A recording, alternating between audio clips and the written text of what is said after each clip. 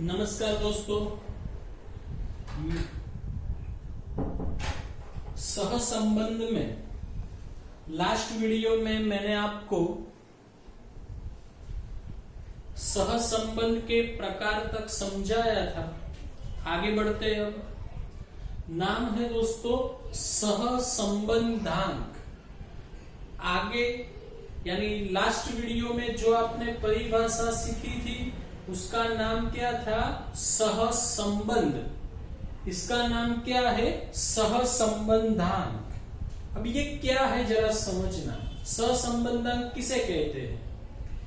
तो कि दो जो चल है जिसके बीच में हम सहसंबंध ज्ञात कर रहे हैं, तो ये दो चल कितने नजदीक है वो दर्शाने वाले संख्यात्मक माप को, दो चल आपस में कितने नजदीक है वो दर्शाने वाले संख्यात्मक माप को सहसंबंधांक कहते हैं। तो परिभाषा क्या है? दो चल के बीच के रैखिक सहसंबंध के घनिष्ठता के माप को, घनिष्ठता मतलब नजदीकता, दो चल कितने पास में है तो घनिष्ठता के माप को सहसंबंधांक कहते हैं। दो चल के बीच के रैखिक सहसंबंध के घनिष्ठता के माप को सहसंबंधांक कहते हैं। उसे संकेत में स्मॉल आर के द्वारा दर्शाया जाता है। स्मॉल आर के द्वारा दर्शाया जाता है। और आर की कीमत किसके बीच में मिलती है? -1 से +1 के बीच में प्राप्त होती है या मिलती है। जब हम आर की गणना करेंगे, आर का मूल्य ज्ञात करेंगे, तब उसका मूल्य हमें -1 से 1 के बीच में मिलना चाहिए। आगे बढ़ते हैं दोस्तों। अच्छा, दो चल के बीच जो संबंध है, सहसंबंध है, तो वो दो चल के बीच में कैसा संबंध है और कितना संबंध है वो ज्ञात करने के लिए, दो चल के बीच के संबंध का अभ्यास करने के लिए हमारे पास 3 पद्धतियां हैं। तो हेडिंग है देखो, सहसंबंध के अभ्यास की पद्धतियां। 3 पद्धतियां है दोस्तों। मैं नाम बोलता हूं। नंबर 1 विकिरण आकृति की पद्धति। नंबर 2 कार्ल पियर्सन के गुणन प्रघात की पद्धति। नंबर 3 प्रोफेसर चार्ल्स स्पीयरमैन की क्रमांक सहसंबंध की पद्धति। तो दो चल के बीच के संबंध का अभ्यास करने के लिए हमारे पास चैप्टर में 3 पद्धतियां हैं। एक और बात बताता हूं दोस्तों, ये जो आर है ना, सहसंबंधांक, वो माप सबसे पहले कार्ल पियर्सन ने दिया था। आर यानी सहसंबंधांक किसने दिया था? कार्ल पियर्सन ने दिया था। और इनका नाम आप 11वीं में भी सुन चुके हो। प्रमाप विचलन यानी एस का माप भी कार्ल पियर्सन ने दिया था। आगे बढ़ते दोस्तों। तो पहली पद्धति है विकिरण आकृति की पद्धति, उसकी चर्चा करते हैं। उसको आप विकिरण आकृति बोलो या विकिरण आलेख कहो। तो विकिरण आकृति या आलेख की पद्धति किसे कहते हैं?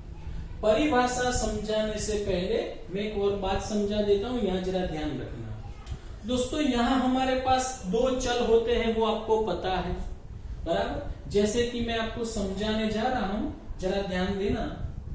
2 चल, लास्ट लेक्चर की बात याद करो, विज्ञापन खर्च और बिक्री। मानो ऐसे 2 चल है, तो उसमें से जो चल कारण स्वरूप होता है, कारण स्वरूप, उसे x के द्वारा दर्शाया जाता है, और जो कार्य स्वरूप चल होता है उसे y के द्वारा दर्शाया जाता है।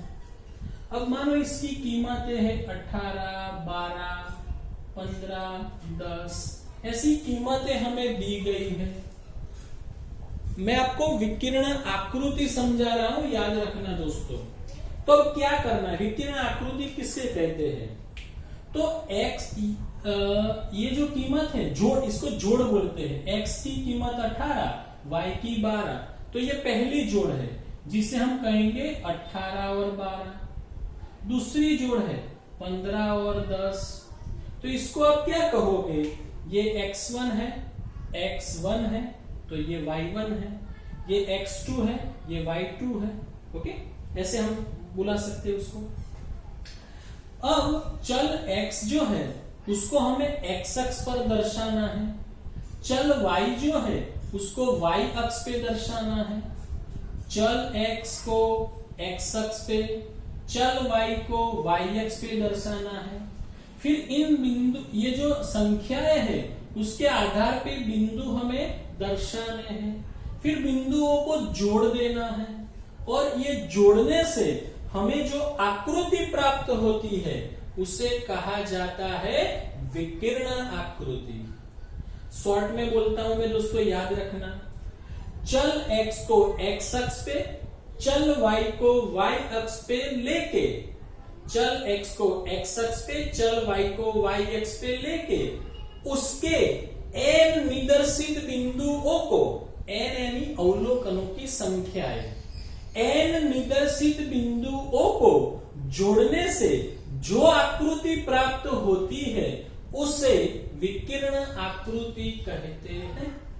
तो उसकी परिभाषा है दोस्तों, जरा ध्यान ठीक से लिखी हुई है, मैं पढ़ता हूं, जरा याद रखना। माना कि चल x और y की n कीमतों की क्रमिक जोड़, x और y की क्रमिक जोड़ कौन कौन सी? x1 y1, x2 y2, x3 y3, xn yn, x1 है ना? इसके आधार पे पहला वाक्य आया। दूसरा मैंने अभी बताया था, चल x की कीमतों को x अक्ष पर और चल y की कीमतों को y अक्ष पर लेके योग्य माप लेके दर्शाया जाता है, दर्शाया जाता है। x1 y1, x2 y2 यानी ये सभी xn yn तक के अनुरूप बिंदुओं को, के अनुरूप बिंदुओं को आलेख में दर्शाने पर, आलेख में दर्शाने पर, जोड़ने पर जो आकृति प्राप्त होती है उसे क्या कहा जाता है? विकिरण आकृति।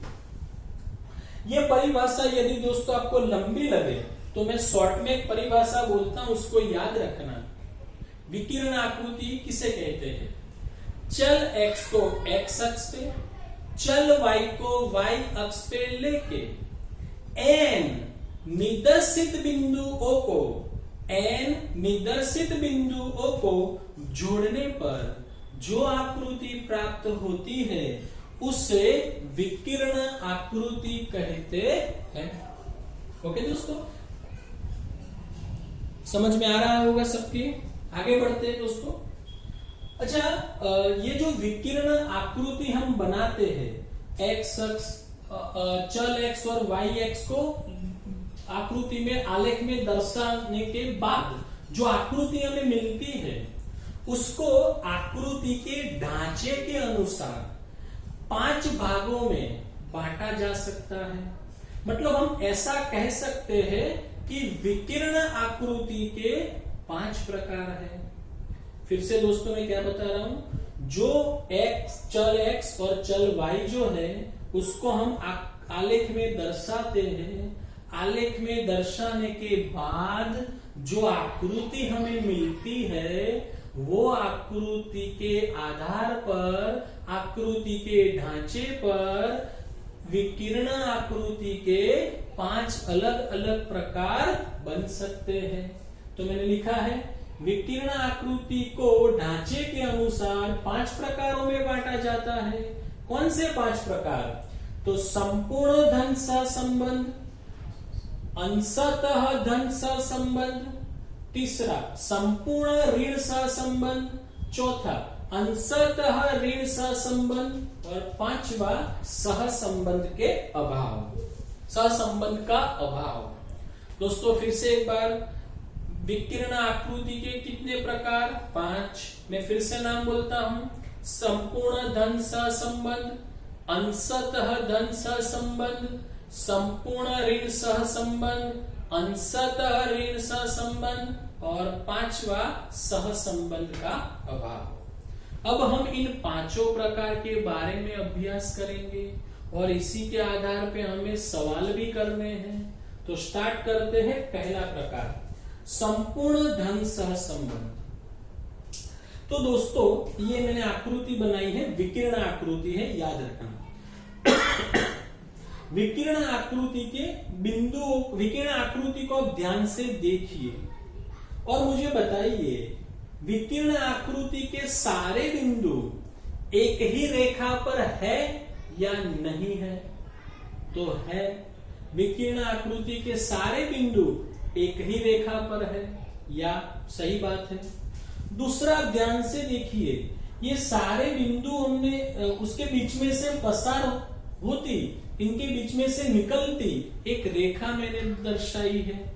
तो बिंदु जो है वो सारे बिंदु एक ही रेखा पर आ रहे हैं और ये रेखा जो है लेफ्ट साइड नीचे से राइट साइड ऊपर की ओर जा रही है।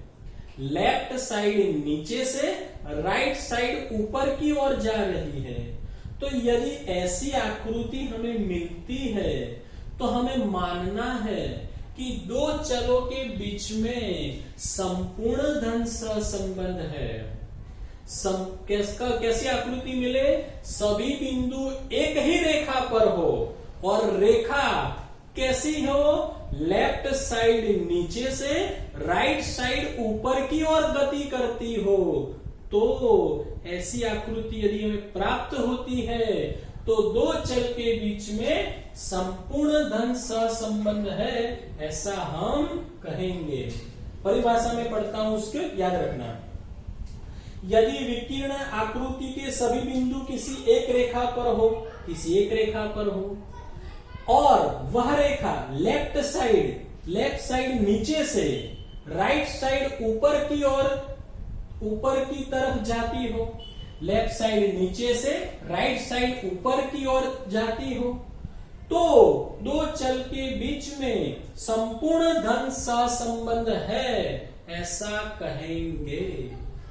और यदि दोस्तों याद रखना, दो चल के बीच में संपूर्ण धन सहसंबंध हो तो आर का मूल्य हमें कितना मिलेगा? 1 मिलेगा। कितना दोस्तों प्राप्त होगा?